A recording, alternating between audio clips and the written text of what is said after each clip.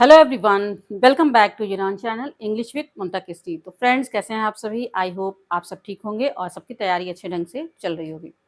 तो फ्रेंड्स, जितने भी यूपी टीजीटी पीजीटी एस्पायरेंट्स हैं उनको ये बताना चाहूँगी कि शिक्षा सेवा चयन आयोग जब भी भर्तियों का सिलसिला शुरू करता है तो सबसे पहले आपकी भर्ती जो है कंप्लीट कराई जाएगी। जो 2022 की वैकेंसी है उसे कंप्लीट कराई जाएगी। उसके बाद ही अन्य भर्तियाँ जैसे कि एलटी ग्रेड, प्राइमरी शिक्षक भर्ती, जो भी भर्तियाँ हैं उसके बाद ही होंगी। ठीक है ना? तो बिल्कुल आपको लापरवाही नहीं करना है, बिल्कुल अपने सिलेबस को बिल्कुल कंप्लीट रखिए। जितनी अधिक बार हो सके उतनी अधिक बार आप अपने सिलेबस को रिवाइज करें।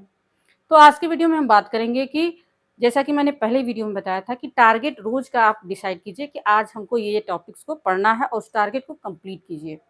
तो बहुत सारे लोगों का कमेंट था कि टारगेट तो हम बनाते हैं, उसे कंप्लीट करने की कोशिश करते हैं लेकिन हो नहीं पाता है, जिस वजह से हम बहुत ज़्यादा फ्रस्ट्रेटेड फील करते हैं और डिमोटिवेटेड फील करते हैं। तो टारगेट कंप्लीट ना होने के पीछे भी ढेर सारे कारण है, जिनमें से पहला कारण ये है कि आपको अपनी लक्ष्य के प्रति समर्पित होना पड़ेगा। ठीक है ना? जब तक हम लक्ष्य के प्रति समर्पित नहीं होंगे तब तक हम टारगेट को कंप्लीट बिल्कुल नहीं कर पाएंगे। और एक चीज़ हम गलती करते हैं कि हम हर चीज़ के लिए डेडलाइन का वेट करते हैं। आपको किसी भी काम के लिए अपने लिए एक डेडलाइन का वेट ना करें कि हमें कोई डेट बता देता है कि इस डेट तक हमको तैयार कर लेना है या इस डेट को एग्ज़ाम होगा तभी हम अच्छे से पढ़ पाएंगे, तभी हमारा मन लगेगा पढ़ने में। क्योंकि आप देख सकते हैं कि भीड़ लाखों हज़ारों की संख्या में भीड़ है और उनसे आपको आगे निकलना है। तो उनसे आगे निकलने के लिए आपको अपने विषय में पारंगत होना पड़ेगा, एक्सीलेंस लाना पड़ेगा। और एक्सीलेंस लाने में एक दिन का समय नहीं लगता है, जबकि एक लंबी प्रक्रिया है, एक लंबा समय लेता है अपने विषय में पारंगत होने के लिए। ठीक है? तो आपको जितना ही समय मिल रहा है वो आप कभी ये नहीं कर सकते कि हम पूरा पढ़ाई कर लिए, पूरा सिलेबस को मैंने कंप्लीट कर लिया। इतना सिलेबस जो है हर सब्जेक्ट का अपने आप में इतना वास्ट है कि हम ये नहीं बोल सकते हम पूरा का पूरा सिलेबस कंप्लीट कर लेंगे। तो किसी डेडलाइन का वेट ना करें कि हमें कोई डेट बता दे निश्चित कि इस डेट तक हमको तैयार कर लेना है, क्योंकि ये 1 महीने या 2 महीने का काम नहीं है कि आप विषय में पारंगत हो जाएंगे। एक लंबा समय लगता है इसके लिए। ठीक है ना? और जब भी एग्ज़ाम डेट घोषित होगा उसके बाद आपको ज़्यादा समय नहीं दिया जाएगा। अधिक से अधिक आपको 2 महीने या बहुत मिल गया तो 3 महीने, उससे ज़्यादा आपको समय नहीं मिलेगा। तो किसी डेडलाइन का वेट ना करें कि हमें डेट पता चल जाएगा उसके बाद से हम अच्छे से तैयारी शुरू करेंगे। अभी जैसे चल रहा है वैसे ही चलता है। ठीक है? और एक और चीज़ होता है डेडिकेशन एंड हार्ड वर्क। बार-बार हम सभी के मुँह से सुनते आते हैं डेडिकेशन एंड हार्ड वर्क, लेकिन उसे फॉलो नहीं करते हैं। ठीक है? जैसे अर्जुन की कहानी आपने सुना होगा, बहुत बार सुना होगा, एक बार फिर से मैं भी सुनाती हूँ कि अर्जुन जो थे अपने जो उनका विद्या था धनुर्विद्या उसमें पारंगत थे।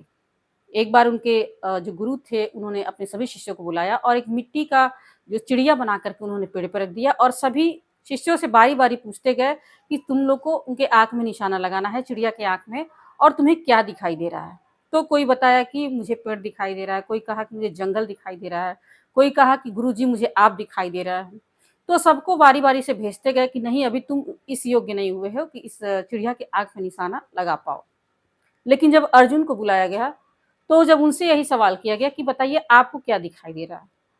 तो अर्जुन ने कहा गुरुजी मुझे इस समय कुछ भी नहीं दिखाई दे रहा है, मुझे सिर्फ चिड़िया के आँख की पुतली दिखाई दे रही है। चिड़िया भी नहीं दिखाई दे रही है, बस चिड़िया के आँख की पुतली दिखाई दे रही है, क्योंकि निशाना उनको आँख में लगाना था।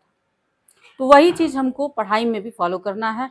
अगर हमारा लक्ष्य बिल्कुल क्लियर है, बिल्कुल साफ है, तो हमें हर वक्त वही दिखाई देना चाहिए। हमारे आसपास क्या हो रहा है, क्या चीज़ें हो रही है, इन सब पे ज़्यादा ध्यान हमें नहीं देना है। जैसे कि हम क्या करते हैं कि बहुत ज़्यादा अपना जो समय होता है इन सब चीज़ों में गँवा देते हैं कि हमारे आसपास क्या हो रहा है, किसका किससे झगड़ा हो गया, कहीं ऑफ़िस में काम कर रहा है तो कहाँ किससे विवाद हो गया, ठीक है? कोई मूवी आ गया, कौन सी नई मूवी आई है, कोई लेटेस्ट डिज़ाइन का कपड़ा आ गया तो वो कौन-सा कपड़ा आया है, ठीक है? घर में क्या चल रहा है, किसके बीच कौन-सा बात हो गया, किसकी शादी पड़ी, किसका फंक्शन पड़ा, ठीक है ना? तो इन सब चीज़ों को हम ज़्यादा प्रायोरिटी देते हैं और जो हमारा लक्ष्य है उसको प्रायोरिटी नहीं देते हैं। तो इस वजह से भी हम टारगेट अपना कंप्लीट नहीं कर पाते हैं। अर्जुन की कहानी से हम यही सीखते हैं कि हम चाहे कुछ भी कर रहे हो, हमारे आस-पास माहौल कुछ भी हो, ठीक है? वो सब चीज़ तो चलती रहेंगी, लेकिन टारगेट हमारा ध्यान हमारा जो है सिर्फ़ लक्ष्य की तरफ होना चाहिए, ठीक है? हर वक़्त हमें वही चीज़ दिखाई देना चाहिए कि नहीं, मुझे इसको अचीव करना है, इसको अचीव करना है, ठीक है? और एक और चीज़ है रिवीज़न। रिवीजन के बारे में बार-बार कहा जाता है, बार-बार कहा जाता है, लेकिन हम ज़्यादा महत्व नहीं देते। हमको लगता है कि हम नई-नई चीज़ें पढ़ते जाएँगे, नए-नए बुक्स को लाते जाएँगे, पढ़ते जाएँगे, लेकिन रिवीजन को महत्व नहीं देते, जबकि वही आपको सफलता दिलाने वाला है। ठीक है ना? जैसे एक दोहा आपने सुना होगा, करत करत अभ्यास ते जड़मति होत सुजान, रसरी आवत जात ते सिल पर परत निशान। ठीक है ना? रस्सी जो होता है जब बार-बार घिसा जाता है पत्थर पे, तो रस्सी से भी पत्थर पे निशान पड़ जाता है। बार-बार घिसना है। ठीक है ना? लेकिन एक चीज़ और ध्यान देना है कि रस्सी को सही तरीके से जब खींचा जाएगा तभी उस पे सिल पे निशान पड़ेगा।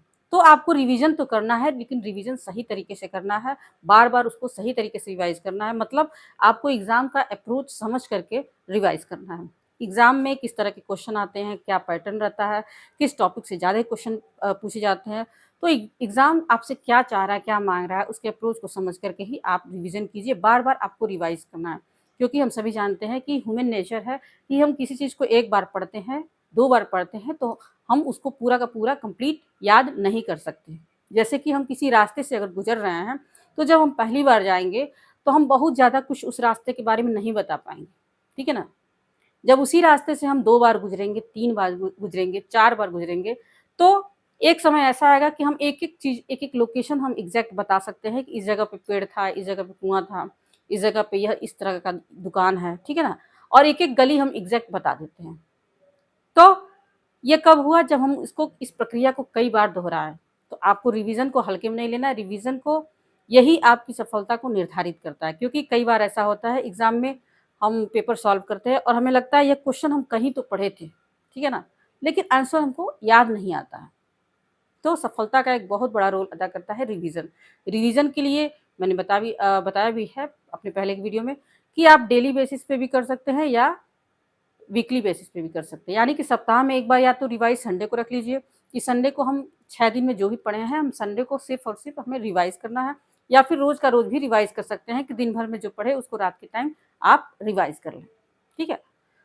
दूसरी चीज़ ये है कि गलतियों पर, अपनी गलतियों पे आपको पछताना नहीं है, ठीक है? इंसान हम सभी हैं, भगवान नहीं है, गलती सबसे होती है। कई बार हम टारगेट फिक्स करते हैं, कंप्लीट नहीं हो पाता है, क्योंकि हम मशीन तो है नहीं कि एक चीज़ सेट कर दिया जाए और वो अपने आप ऑटोमेटिकली होता रहे।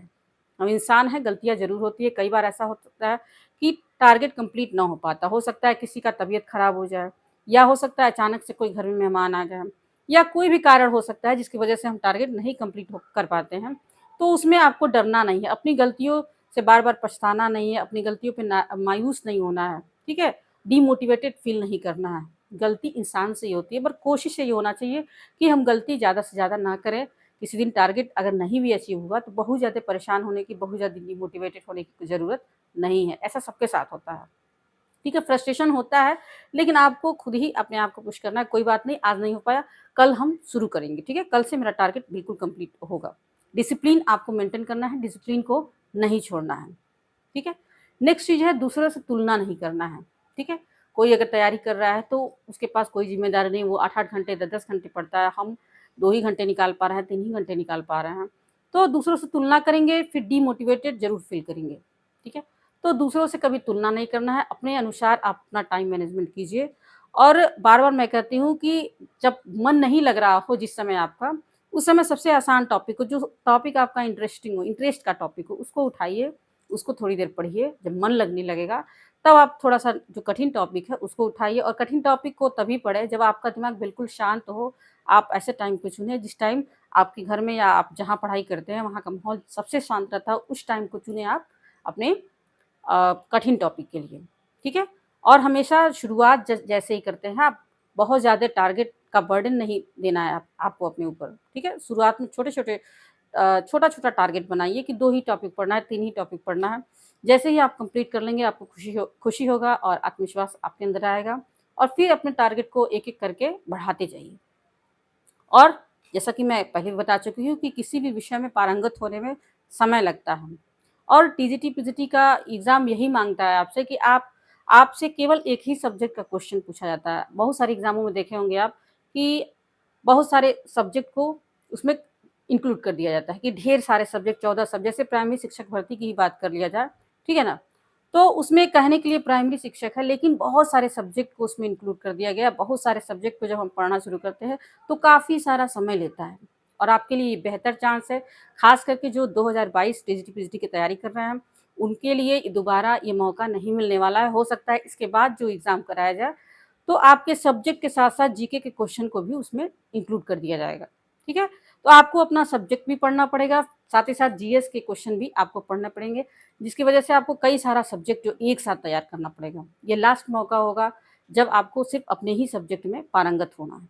तो इसको एक बेहतरीन ऑप्शन मानिए, बेहतर मौका मानिए और इससे बेहतर जॉब आपको नहीं मिल सकता है, ठीक है ना? ना परसेंटेज बाउंडेशन है, ना एज बाउंडेशन है, ठीक है? और आपको सिर्फ़ एक ही सब्जेक्ट तैयार करना है, ना नेगेटिव मार्किंग है सबसे बड़ी बात। अक्सर एग्ज़ाम में आपने देखा होगा, बहुत कम ही ऐसे एग्ज़ाम होते हैं जिसमें नेगेटिव मार्किंग ना हो।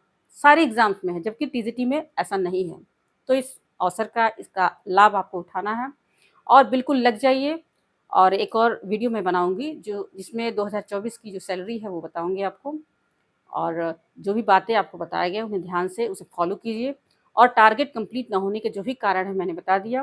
बिल्कुल दृढ़ इच्छा होनी चाहिए, अनुशासन होना चाहिए और इंटरेस्ट के सब्जेक्ट को पहले चुनें और जो थोड़ा-सा टॉपिक कठिन लगे उसको शांत समय में जब आपका मन लग जाए तब पढ़ाई करें, ठीक है?